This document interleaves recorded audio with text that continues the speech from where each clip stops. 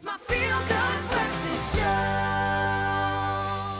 Welcome back, you beautiful people, to your feel-good breakfast show. It is Expresso live on SABC3. It's a Tuesday morning, a beautiful one at that regardless.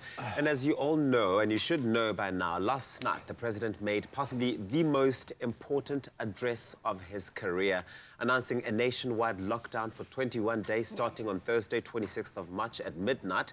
And it'll go on until midnight on Thursday, the 16th of April. And that'll mark 21 days. And here's some key facts from his address. Yeah, I think as we, like you, try and wrap our heads around exactly what this is going to entail for all of us. Obviously, still some questions around that, but these are the facts that we do know, the bullet points of what we were able to take out of the speech last night. And I think let's start with the core of it, the fact that we are going to be restricted to staying at home. So all South Africans must stay at home. These are those that are exempt, okay? We are talking health workers, public and private, emergency personnel, security services, police, traffic, military, production, distribution of food and basic goods, those involved in that, essential banking staff, power utilities, water and telecommunication staff, and people working in the provision of medical supplies. And then, of course, you are allowed to leave your home to seek medical care, to go to collect food or to collect a grant. Absolutely. There will also be temporary shelters for homeless people that will be set up, which is very interesting. Now, all shops and businesses must close except labs, pharmaceuticals, financial services, supermarkets, petrol stations, as well as, again, healthcare providers, as well as companies that have continuous service like factories with furnaces that will be damaged if they stop production. So essential transport will also still operate in this time. And here's something to note. The president did say everyone else may only leave home to seek medical care. You may only leave to seek medical care, to buy food or to collect a grant. It's very, very important to take a note of this. But of course, yes, when it comes to community health teams will expand testing where people live in high-risk areas like townships, for example, to ensure that hospitals are not overwhelmed.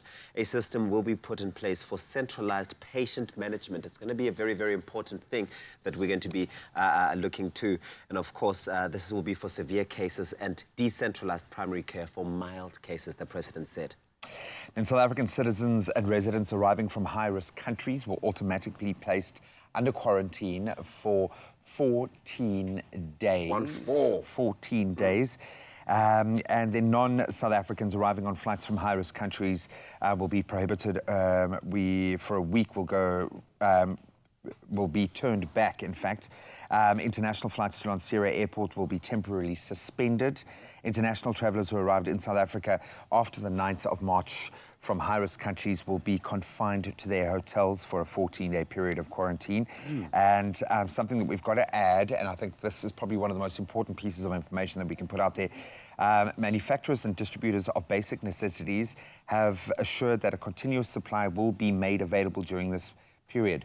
Please do not hoard. Please do not go out and panic by today and tomorrow. You will be the only reason why we have a problem. Not the fact that we are going into a lockdown, but because you are going out there and clearing the shelves and hoarding and panic buying. That is the only thing that can go wrong in the next couple of days. And you really have to take cognizance of that. So don't go out there and panic buy. Don't hoard, because that'll place unnecessary strain on those production lines that are already going to be coming to terms with the new dispensation. So please, the most important thing, don't panic. If you are in one of those essential services, you will be exempt. For the rest of us, we're going to have to figure out a way to move forward. It's 21 days. Absolutely. We can do this. We really can. Do it. Just think of the year-end break is around 21 days, and we survive that. We can do this now, and obviously the greater good is so important. Even, as you were saying. But of course, we call on the retailers as well to help manage the situation. I think that it's also on the retailers. When you see people buying more than 4 of any single one item, you've got to be ethical enough working at the shops or being a shop manager. I've no doubt that there will be restrictions in place. There has to be. Now, many of you are wondering what the economic implications will be and what happens to your job. But we're going to be looking rather at some more of those details in a bit to help you understand a little bit better. So we'll see you just after this.